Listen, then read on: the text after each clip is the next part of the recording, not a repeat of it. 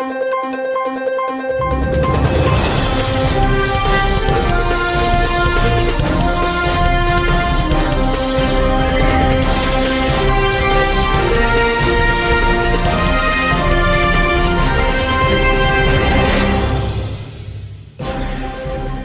దండయాత్ర 3.0 కార్యక్రమం జరుపుకుంటా ఉన్నాం.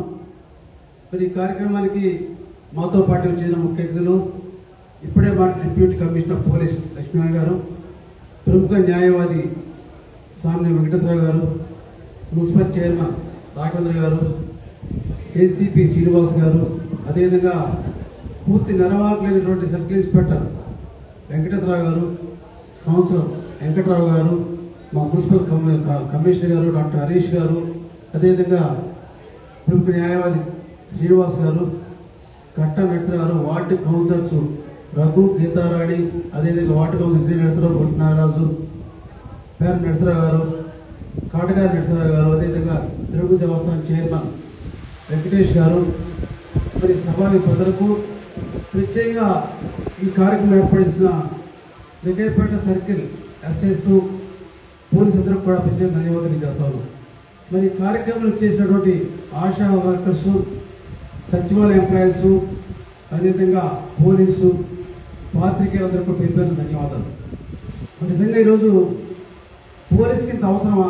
డ్రగ్స్ మీద దండయాత్ర అనేది నిజంగా అవసరమా?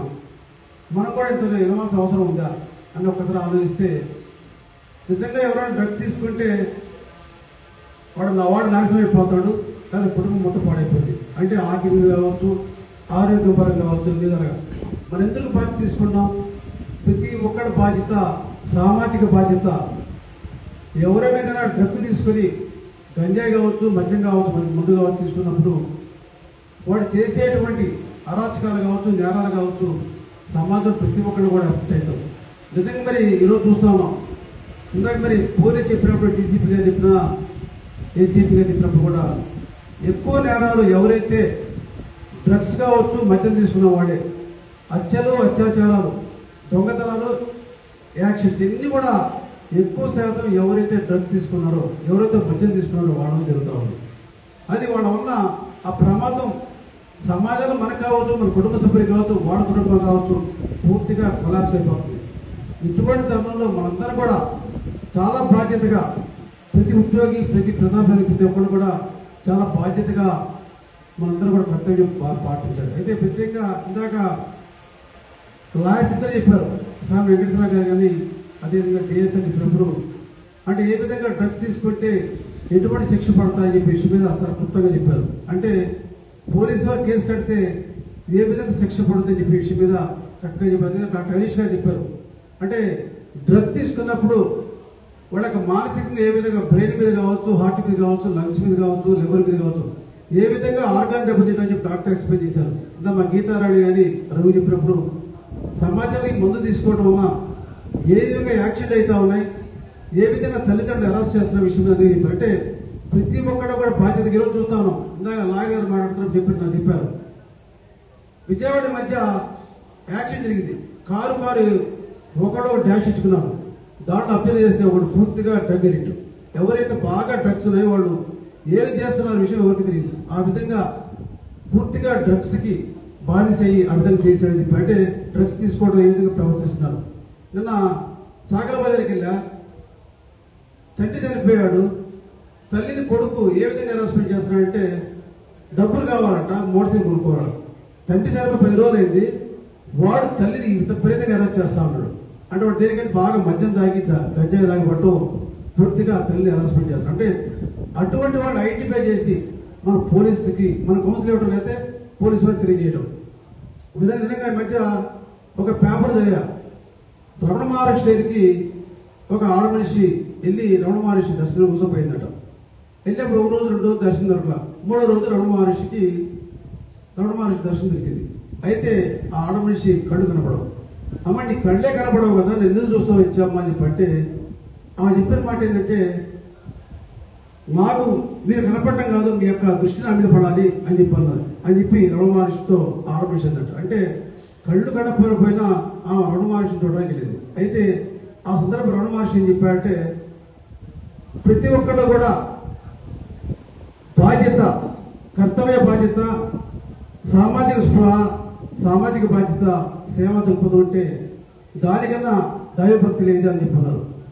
మనందరూ కూడా కర్తవ్య బాధ్యత, పోలీస్ కావచ్చు, యాజ్ ఏ సిటిజన్ కావచ్చు, లేక కౌన్సిలర్ కావచ్చు, ఎమ్మెల్యే కావచ్చు, ఎవరైతే బాధ్యత ఏంటంటే సమాజంలో ఏమైనా జరుగుతుంటే సామాజిక స్పృహతో దాన్ని అరికట్టడం కోసం పోలీసులకు తెలియజేయడం, ఏదో చేసి దాన్ని అరికట్టడం కోసం మనం బాధ్యత చేయాలని చెప్పి రమణ మహర్షి మాట ప్రతి ఒక్కరు గుర్తుంచుకోవాలి.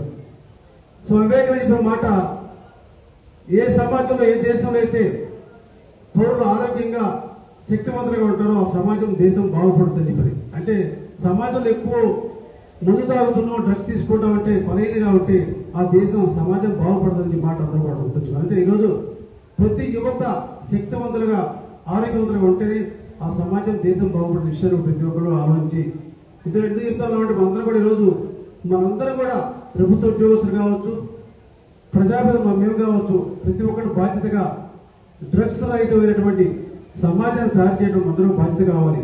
లేని పక్షంలో రాబోయే రోజుల్లో ఏమి జరుగుతాయో, సమాజం ఏమైతో ఈరోజు చూసిన విధంగా అగ్రదేశంగా అనిపించేటువంటి అమెరికా దేశంలో కూడా చాలా మంది మేధావులు కానీ వాళ్ళకి శక్తివంతులు కాదు.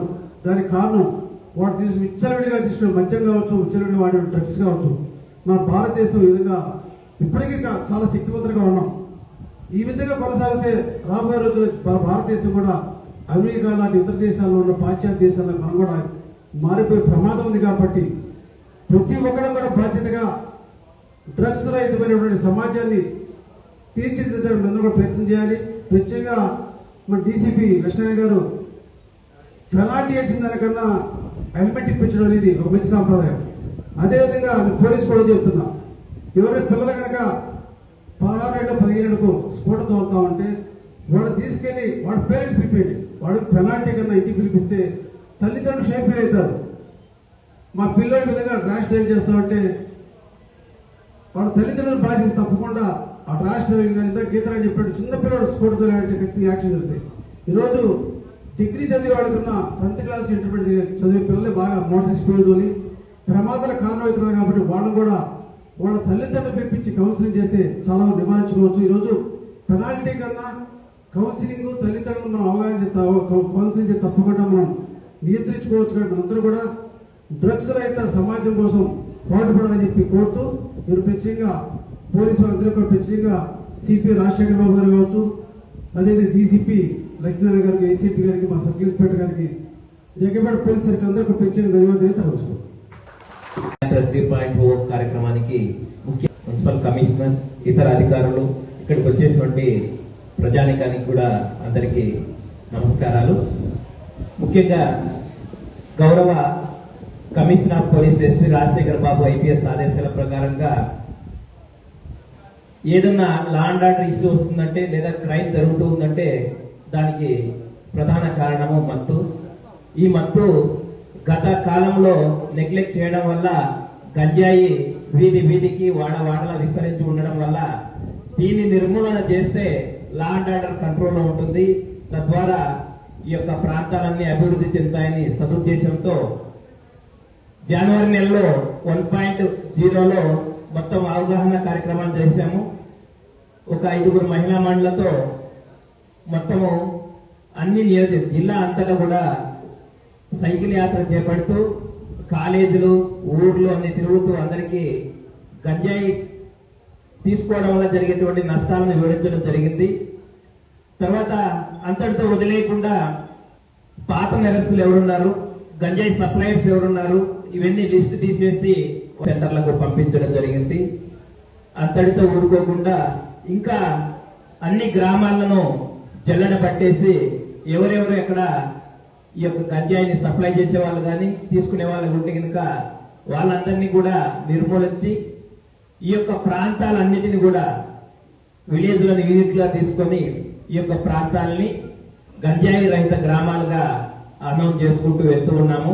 అందులో భాగంగానే నిన్న సాయంత్రం వరకు సుమారుగా ఈ రూరల్ జోన్ పరిధిలో ఉండేటువంటి 70 గ్రామాలను అనౌన్స్ చేయడం జరిగింది.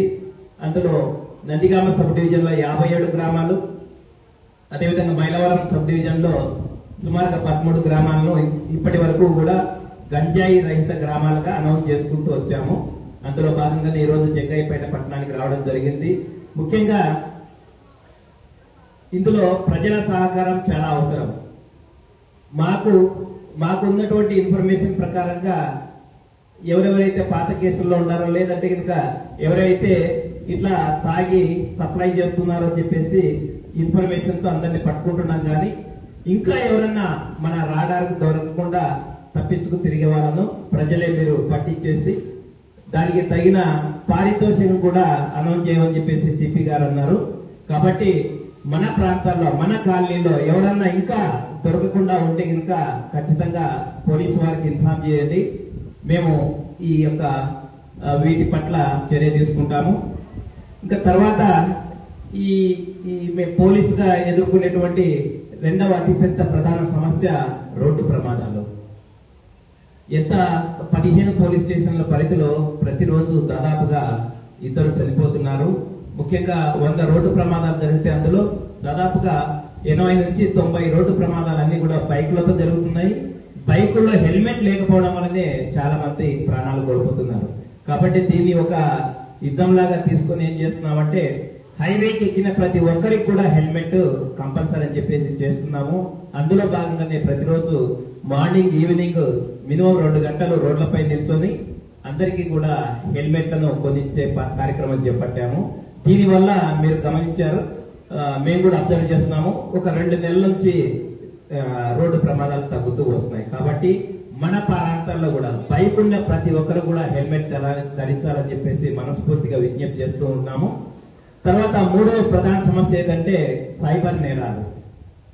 ఎంతగా అయిందంటే గతంలో మనకి డబ్బు, ధనము, తర్వాత బంగారం ఇవన్నీ కూడా రూపంలో ఉండేది. కానీ నేడు అదే డబ్బు మన సెల్ ఫోన్ లోకి వచ్చింది.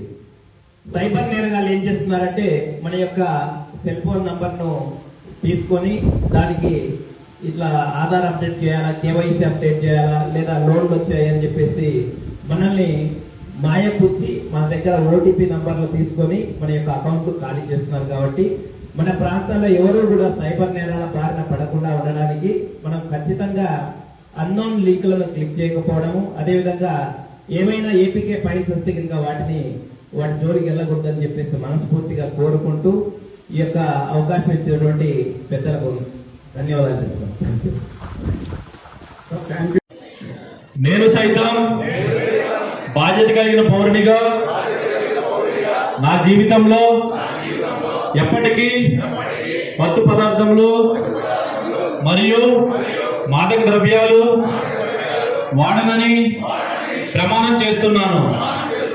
నేను నా కుటుంబ సభ్యులు, స్నేహితులు మరియు పరిచయస్తులకు ఎటువంటి మత్తు పదార్థములు, డ్రగ్స్, మాదక ద్రవ్యాలు వినియోగించకూడదని సూచిస్తున్నాను. నేను నా సమాజాన్ని మాదక ద్రవ్యాల వినియోగం నుండి రక్షించుటకు ప్రయత్నిస్తానని అవగాహన, చైతన్యం కలిగిస్తూ మాదక ద్రవ్యాల నివారణకు నా వంతు కృషి చేస్తానని మీ అందరి సమక్షంలో భరత మాత సాక్షిగా, నా ఆత్మ సాక్షిగా ప్రతిజ్ఞ చేస్తున్నాను. జై హింద్.